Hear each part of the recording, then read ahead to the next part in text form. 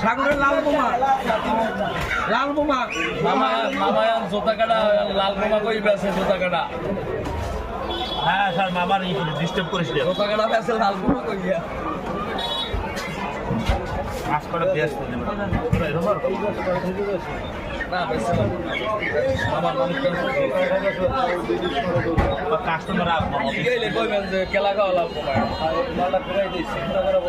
সুরমা লাল বোমা এটা সুরম হয় নাকি তাহলে ঘুরিয়ে কাটতে সবাই